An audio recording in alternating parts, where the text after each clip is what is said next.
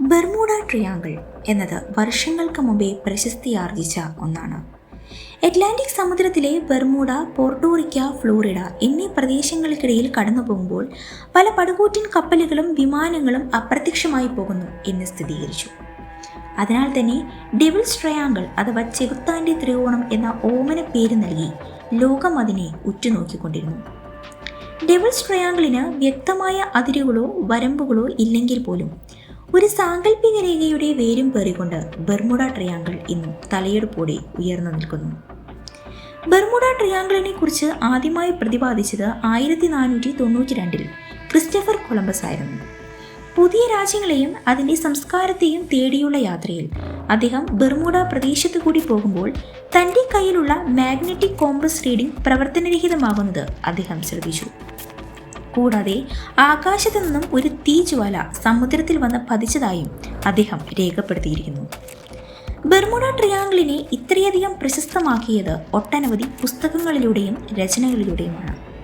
ഷേക്സ്പിയറിൻ്റെ ടെംപസ്റ്റ് എന്ന നാടകത്തിൽ തുടങ്ങി ലിംബോ ഫ്ലൂസ്, the deadly Bermuda triangle, the devil's triangle, the secret of Bermuda triangle തുടങ്ങി ഒട്ടനവധി രചനകളിലൂടെ ലോകത്തെ മുഴുവൻ ആവേശത്തിൻ്റെയും അതിലുപരി ഭയത്തിൻ്റെയും മുൾമുനയിൽ നിർത്തുവാൻ ബെർമുഡ ട്രയാങ്കിളിന് സാധിച്ചു.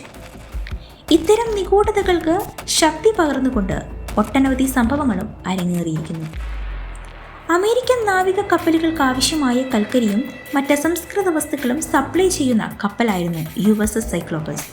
1918 മാർച്ചിൽ അമേരിക്കൻ നാവികസേനയെ ലക്ഷ്യമാക്കി പുറപ്പെട്ട USS സൈക്ലോപ്പസ് ബെർമുഡ ട്രയാങ്കിൾ പരിധിയിൽ പൊടുന്നനെ അപ്രത്യക്ഷമാകുന്നു.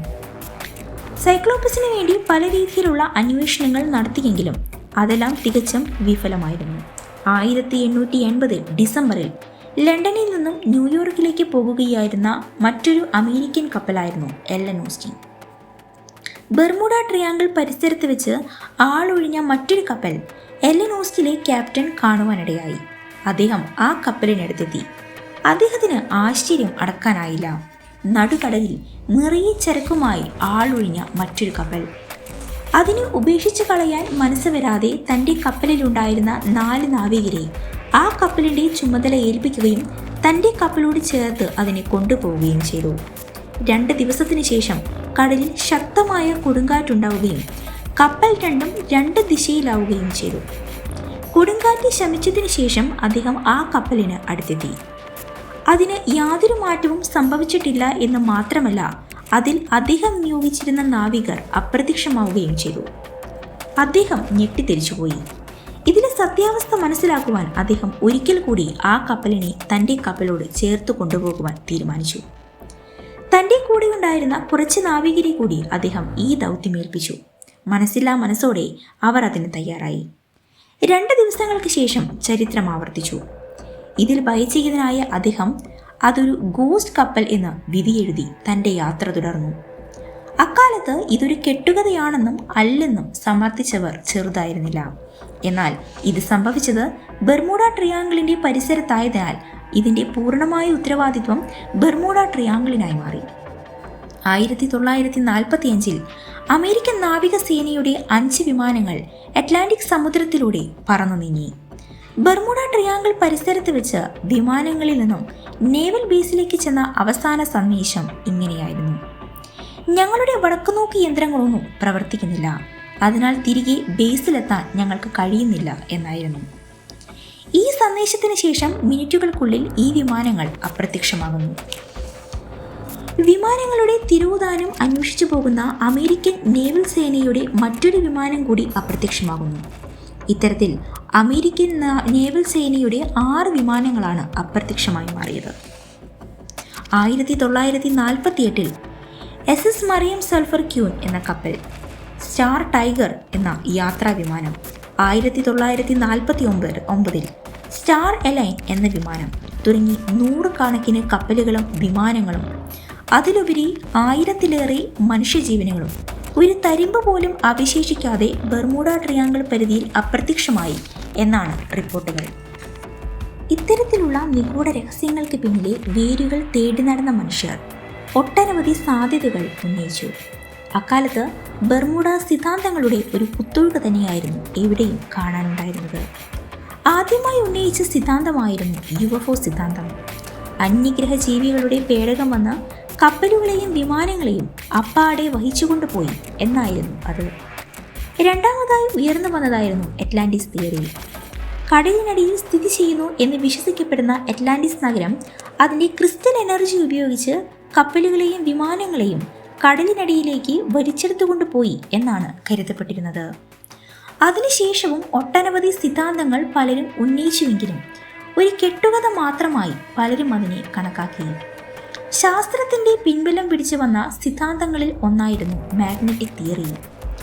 ഒരു വടക്കുനോക്കി യന്ത്രത്തിൻ്റെ മാഗ്നറ്റിക് നോർത്ത് പോൾ അഥവാ ഉത്തരധ്രുവവും യഥാർത്ഥത്തിലുള്ള ഉത്തരധ്രുവവും തമ്മിൽ നേരിയ വ്യതിയാനമുണ്ടാകും. എന്നാൽ സമുദ്രതലത്തിൽ ചിലയിടത്തായി ഈ രണ്ട് ധ്രുവങ്ങളും ഒന്നായി തീരുന്ന സാഹചര്യവും ഉണ്ടാകാറുണ്ട്. ഇത്തരം പ്രദേശങ്ങളിലെത്തിയാൽ വടക്കുനോക്കി യന്ത്രങ്ങൾ പ്രവർത്തനരഹിതമാവുകയും അവ തകരുകയും ചെയ്യാം എന്നാണ് മാഗ്നറ്റിക് തിയറി. എന്നാൽ ഈ പ്രദേശത്തു കൂടി യാതൊരു അപകടവും കൂടാതെ പല വിമാനങ്ങളും കപ്പലുകളും സഞ്ചരിച്ചിട്ടുണ്ട് എന്നുള്ളത് ഈ സിദ്ധാന്തത്തിൻ്റെ സാധ്യതയ്ക്ക് കോട്ടം വരുത്തി. മറ്റൊരു പ്രശസ്തമായ സിദ്ധാന്തമായിരുന്നു മീഥേൻ ഗ്യാസ് തിയറി. സമുദ്രോപരിതലത്തിലുണ്ടാകുന്ന മീഥേൻ ഗ്യാസിൻ്റെ പ്രവർത്തനം മൂലവും കപ്പലുകളും വിമാനങ്ങളും സമുദ്രത്തിൽ മുങ്ങിപ്പോകുന്നു എന്ന് പറയപ്പെടുന്നു. എന്നാൽ ഇത്തരത്തിൽ മുങ്ങിപ്പോകുന്ന കപ്പലുകളും വിമാനങ്ങളും അപ്പാടെ അപ്രത്യക്ഷമാവുന്നത് എങ്ങനെ? ഇതിനുശേഷവും ശാസ്ത്രത്തിൻ്റെ പിൻബലത്തോടെയും അല്ലാതെയും ഒട്ടനവധി തിയറികൾ ഉടലെടുത്തെങ്കിലും വ്യക്തമായ തെളിവുകൾ നിരത്തുന്നതിൽ പരാജയപ്പെട്ടു. ബെർമുഡ ട്രയാങ്കിളിൻ്റെ നിഗൂഢതയുടെ ചുരുളഴിക്കുന്ന അവസാന തിയറിയാണ് ഫ്രീക്വൻസി ഇല്യൂഷൻ. അത് ഇങ്ങനെയാണ്: ബെർമുഡ ട്രയാങ്കിളിൽ സംഭവിച്ചു എന്ന് കരുതപ്പെടുന്ന പല അപകടങ്ങൾക്കും സമാനമായി ലോകത്തിൻ്റെ പലയിടത്തും അപകടങ്ങൾ സംഭവിച്ചിട്ടുണ്ട്. എന്നാൽ അതൊന്നും ഇത്തരത്തിൽ ജനശ്രദ്ധ നേടിയിട്ടില്ല. കാരണം ബെർമുഡ ട്രയാങ്കിൾ പ്രശസ്തി ആർജിച്ചു നിൽക്കുന്ന ഒന്നായിരുന്നതിനാൽ തന്നെ ഈ പ്രദേശത്ത് സ്വാഭാവികമായും അല്ലാതെയും സംഭവിക്കുന്ന പല അപകടങ്ങളെയും ബെർമുഡ ട്രയാങ്കിളിൻ്റെ തൊഴുത്തിൽ കൊണ്ടിടുവാൻ ഏവർക്കും ആവേശമായിരുന്നു. അല്ലാതെ നിഗൂഢമായതൊന്നും ഈ പ്രദേശത്ത് ഇല്ല എന്ന് തന്നെയായിരുന്നു ഫ്രീക്വൻസി ഇല്യൂഷൻ സിദ്ധാന്തം ഉയർത്തിപ്പിടിച്ചത്. ഇതിനെ സമർത്ഥിക്കുന്നവരും എതിർക്കുന്നവരും ഒട്ടനവധിയാണ്. എന്നിരുന്നാലും വിൻസെൻ്റ് എച്ച് ഗാൾസ് എന്ന ലേഖകൻ തൻ്റെ ലേഖനത്തിൽ എഴുതിയതുപോലെ സമുദ്രം അതിൻ്റെ രഹസ്യങ്ങളെ ആർക്കും വിട്ടുകൊടുക്കാതെ സൂക്ഷിച്ചു വയ്ക്കുന്നു. ബെർമുഡ ട്രയാങ്കിൾ എന്നത് മനുഷ്യൻ്റെ യുക്തിക്കും വിശ്വാസങ്ങൾക്ക് മേലെ ഉത്തരം കിട്ടാത്ത ചോദ്യചിഹ്നമായി ഇന്നും നിലകൊള്ളുന്നു.